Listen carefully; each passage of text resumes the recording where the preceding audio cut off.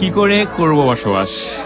সকাল থেকেই আমার হৃদয় জুড়ে প্রখর তৃষ্ণা, বুক পুড়ে যাচ্ছে অনবরত। ভাদ্রের জলধারা মুছতে ব্যর্থ হবে এই দাও দাও তেষ্টা জোড়াতে। বনপড়া সিংহলা হরিণের মতো অসহায় তাকাই দিগুনি চলেছে নেকড়ের মতো খেকে ওঠে রোদ আমাকে ভাবছে কাবাব রূপে। দু চোখে ক্ষুধার্ত পশুর জটর জ্বালা, পথে পড়ে তার ঘোড়ার কঙ্কাল, দুঃখ গাছের ডালে ঝুলন্ত বিজয় সাপ, বাড়িতে লুণ্ঠিত পুরো রক্তচিহ্নময় পোশাক, আর অতিকায় মরু কাকড়া আমাকে ভয় দেখাচ্ছে। হোঁচট খেয়ে বারবার বাড়িতে মুখ তুলতে বলি।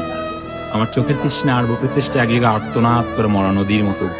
আজ তোমাকে দেখার সঙ্গেই হৃদয়ের দুকুল ছাপে যে গোটে তৃষ্ণা নিবের জলবায়ুতা।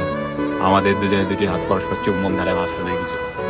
আমার মুখে আনন্দ সে ঝাপটা দেখতে মুগ্ধ হলে। কয়েক মিনিট পরেই আমার মুখে বিষণ্ণতার উকিঝুঁকি দেখে তোমাকে তোমাকে স্পর্শ করে মন খারাপের নীলাভ আঙ্গুল। তুমি আমার বিষণ্ণতার উৎস জানতে চাইলে আমি আমার অসুস্থতার কপট উচ্চারণ করি। অথচ তোমার কদিন এখানে দেখতে পাবো না ভেবেই আমার হৃদয় ধুলে লুটে গেছে আহত দৈলের মতো।